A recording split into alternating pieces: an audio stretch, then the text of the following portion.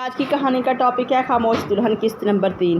زینب کی نظریں اس دستخط پر جم گئی، پورا کمرہ حیرت میں ڈوب گیا۔ اگر یہ دستخط اصلی تھی تو اس کا مطلب تھا کہ برسوں سے جس شخص کو سب مردہ سمجھتے تھے اس کی کہانی ابھی ختم نہیں ہوئی تھی۔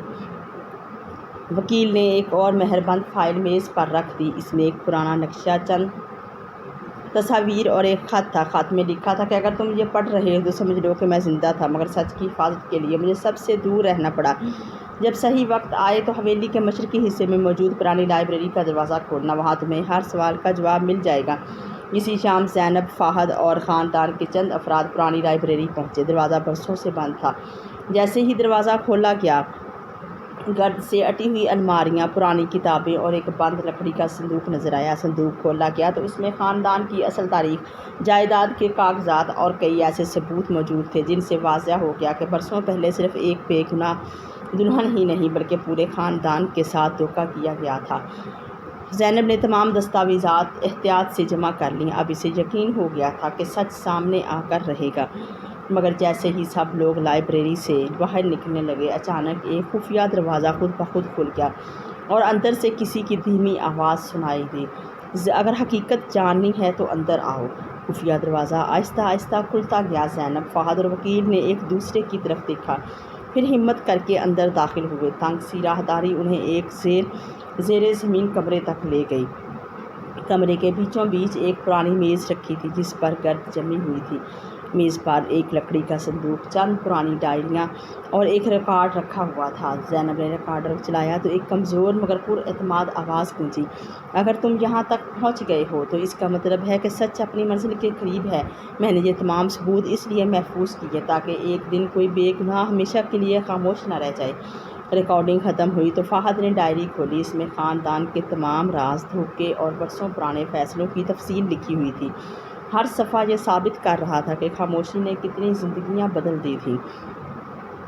اسی دوران وکیل نے صندوق کے نیچے ایک چھوٹی سی چابی دیکھی۔ چابی کے ساتھ ایک پرچی رکھی تھی جس پر لکھا تھا، اصل حقیقت اس دروازے کے پیچھے ہے جسے آج تک کسی نے نہیں کھولا۔ زینب نے چابی اٹھائی اور راہداری کے آخری سرے پر موجود لوہے کے دروازے کی طرف قدم بڑھائے۔ جیسے ہی وہ اس نے چابی تالے میں گھمائی، دروازہ چرچراتا ہوا کھل گیا۔ دروازے کے اندر جو منظر ان کے سامنے آیا، اسے دیکھ کر سب حیرت سے ایک دوسرے کو دیکھنے لگے۔ لوہے کا دروازہ مکمل طور پر کھلا تو سامنے ایک وسیع مگر پرانا کمرہ تھا۔ دیواروں پر خاندان کی نسلوں کی تصاویر آویزاں تھیں اور درمیان میں ایک بڑی میز رکھی ہوئی تھی جس پر فائلوں کا ڈھیر موجود تھا۔ زینب نے پہلی فائل کھولی تو اس میں عدالت کے پرانے ریکارڈ، گواہوں کے بیانات اور ایسے ثبوت تھے جنہیں برسوں پہلے جان بوجھ کر چھپا دیا گیا تھا۔ اب یہ واضح ہو چکا تھا کہ بے گناہ دلہن کے ساتھ ہونے والی ناانصافی ایک سوچی سمجھی سازش تھی۔ فہد نے دوسری فائل اٹھائی تو اس میں ایک خط ملا جس پر لکھا تھا، اگر یہ خط تم تک پہنچ گیا ہے تو سمجھ لو کہ سچ آخرکار جیت گیا، مگر ایک آخری امتحان ابھی باقی ہے۔ اچانک کمرے کی ایک دیوار آہستہ آہستہ سرکنے لگی۔ اس کے پیچھے ایک چھوٹا سا عبادت خانہ تھا جہاں ایک پرانا صندوق رکھا تھا۔ زینب نے صندوق کھولا تو اس میں خاندان کی اصل وصیت موجود تھی۔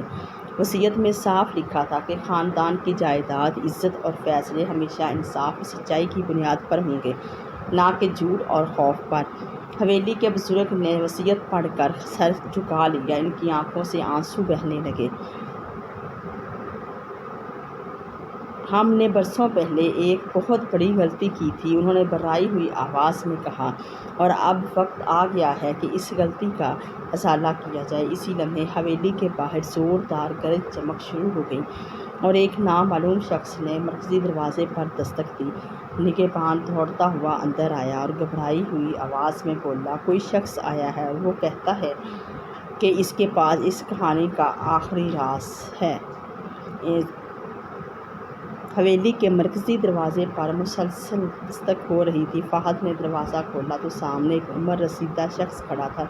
اس کے ہاتھ میں چمڑے کا ایک پرانا بیگ تھا جسے وہ برسوں سے سنبھالے ہوئے معلوم ہوتا تھا۔ میں بہت دیر سے اس دن کا انتظار کر رہا تھا، اس نے آہستہ سے کہا۔ اب وقت آ گیا ہے کہ آخری حقیقت بھی سامنے آ جائے۔ سب لوگ اسے مرکزی ہال میں لے آئے۔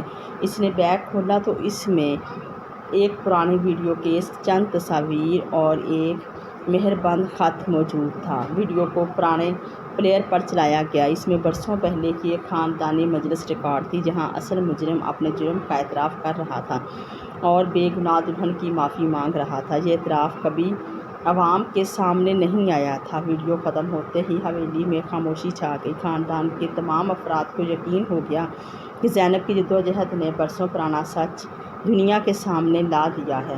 بزرگ شخص نے مسکراتے ہوئے کہا، میرا فرض صرف یہ ثبوت محفوظ رکھنا تھا۔ آج میں مطمئن ہوں کہ انصاف ہو گیا۔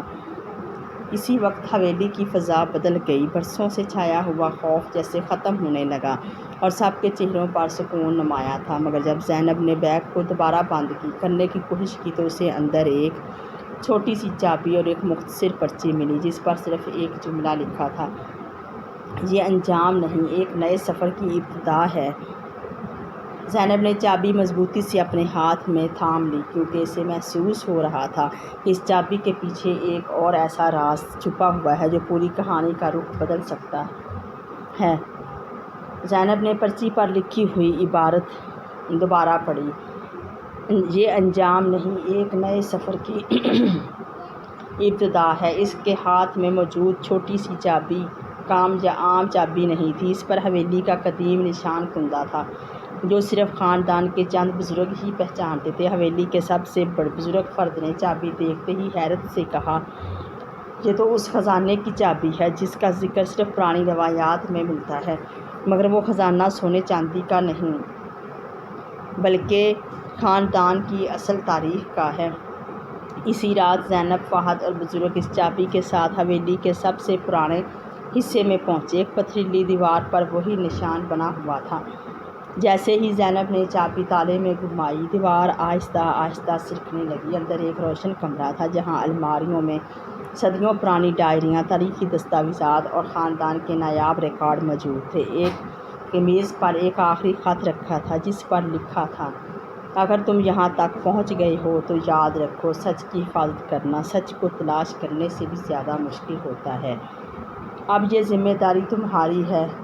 زینب نے وہ خط سینے سے لگا لیا۔ اسے محسوس ہوا کہ اس کی خاموش جدوجہد نے صرف ایک خاندان ہی نہیں بلکہ آنے والی نسلوں کا مستقبل بھی بدل دیا ہے۔ حویلی کے دروازے کھول دیے گئے، تمام حقائق عوام کے سامنے رکھ دیے گئے اور بے گناہ دلہن کی عزت اور نام کو ہمیشہ کے لیے بحال کر دیا گیا۔ اب اس حویلی میں خوف نہیں بلکہ سچ، انصاف اور امید کی روشنی تھی۔ اگر آپ کو میری کہانی اچھی لگے تو سبسکرائب